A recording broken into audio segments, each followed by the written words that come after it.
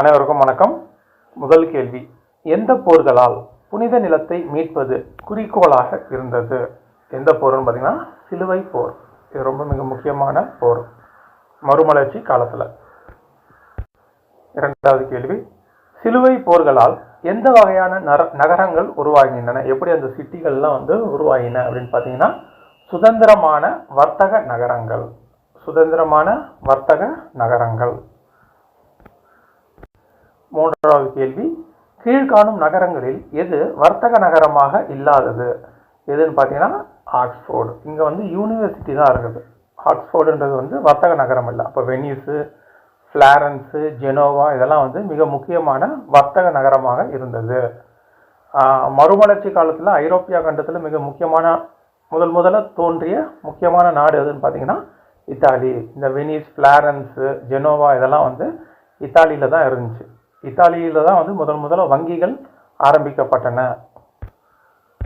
நான்காவது கேள்வி, எந்த நாடுகளின் நகரங்கள் சிலுவை போர்களால் முக்கிய வர்த்தக மையங்களாக மாற்றப்பட்டன? எதுனா ஐரோப்பிய கண்டத்தில் இருக்கிற நாடுகள் தான். குறிப்பாக முதல்ல இத்தாலி தான் வரணும். ஆக பிரான்ஸ், இங்கிலாந்து, இத்தாலி, ஜெர்மனி இந்த நாடுகள் அனைத்துமே சிலுவை போர்களால் மிக முக்கிய வர்த்தக மையங்களாக மாற்றப்பட்டன. ஐந்தாவது கேள்வி, மறுமலர்ச்சி காலத்திற்கு முன்பாக இத்தாலியில் நிறுவப்பட்ட புகழ்பெற்ற பல்கலைக்கழகம் எது?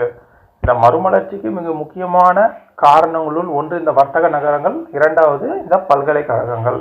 அப்போ எது மறுமலர்ச்சி காலத்துக்கு முன்பாக இத்தாலியில் நிறுவப்பட்ட புகழ்பெற்ற பல்கலைக்கழகம் எதுன்னு கேட்டிங்கன்னா போலாக்னா பல்கலைக்கழகம்.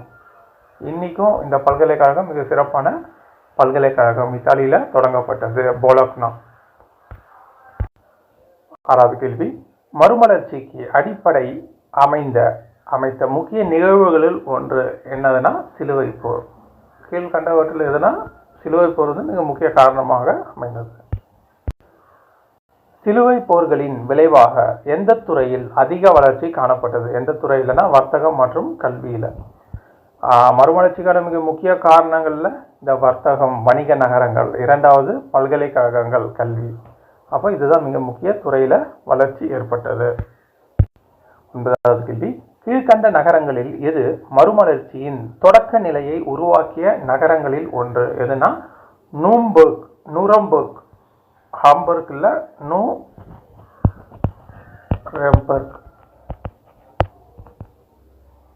நூரம்பர்க். பத்தாவது கேள்வி, எந்த நகரம் ஒரு முக்கியமான வர்த்தக மற்றும் கல்வி மையமாக வளர்ந்தது? வர்த்தகம் மற்றும் கல்வி மையம். மறுமலர்ச்சிக்கு மிக முக்கிய காரணம் வர்த்தகம் மற்றும் கல்வி, வணிக நகரங்கள் மற்றும் பல்கலைக்கழகங்கள்.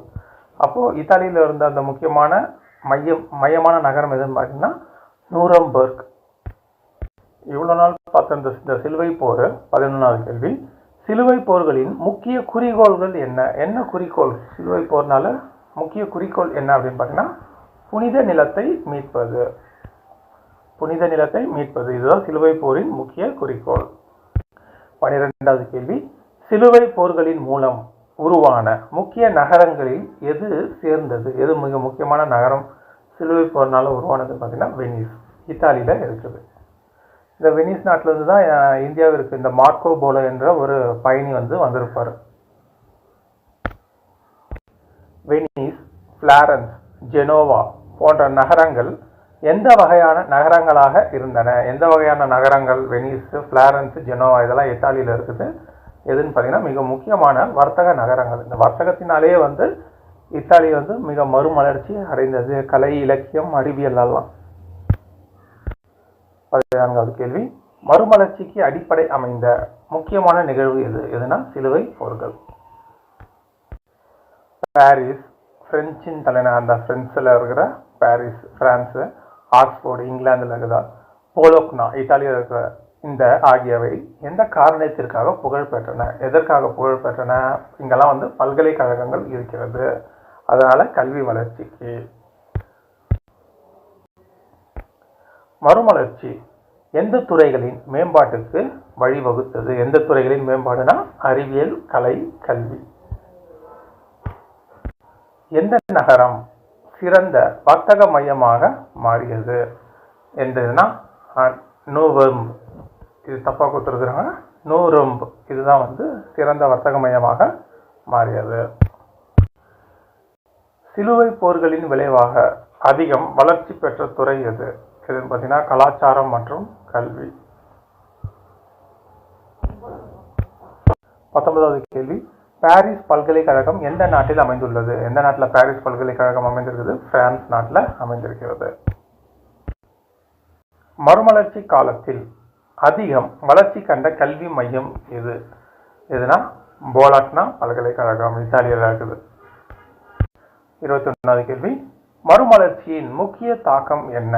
எது இந்த மறுமலர்ச்சி புத்துயிர்ப்பு அதனுடைய பொருள், அதனுடைய முக்கிய தாக்கம் என்னன்னா சமயத்திற்கான எதிர்ப்பு மற்றும் அறிவு வளர்ச்சி. சமயத்திற்கான எதிர்ப்பு மற்றும் அறிவு வளர்ச்சி, சிந்தனை பகுத்தறிவு தோன்றியது. 22வது கேள்வி, நூரம்பர்க் நகரம் எந்த நாட்டில் அமைந்துள்ளது? இந்த நூரம்பர்க் என்பது எந்த நாட்டில் அமைந்திருக்கிறது? நூரம்பர்க் நகரம் எந்த நாட்டில் அமைந்துள்ளது அப்படின்னு பார்த்தீங்கன்னா இது வந்து ஜெர்மனி நாட்டில் தான் வந்து இந்த நூரம்பர்க் என்ற நகரம் அமைந்துள்ளது. மிக முக்கியமான வர்த்தக நகரம். 23வது கேள்வி, சிலுவை போர்களால் எந்த மாற்றங்கள் ஏற்பட்டன? எதுனா வர்த்தகம் வளர்ச்சி. 24வது கேள்வி, மறுமலர்ச்சிக்கு முன்னோடியான முக்கிய நகரங்களில் ஒன்றாக லண்டன் எதற்காக உருவாகியது? எதுனா வர்த்தக மையம், வர்த்தக மையமாக உருவானது எது? லண்டன்.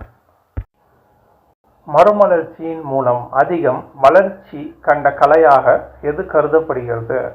எந்த கலை கருதப்படுகிறதுனா ஓவியக்கலை மற்றும் டி ஆப்ஷனான கட்டிடக்கலை. இவை இரண்டுமே மறுமலர்ச்சியின் காலத்தில் மிக முக்கியமான கலையாக கருதப்படுகிறது. அதில் ஓவியக்கலை வந்து அபரிவிதமான வளர்ச்சி அடைந்தது இந்த மறுமலர்ச்சி காலத்தில். நன்றி. இதோட தொடர்ச்சியை பார்க்கலாம்.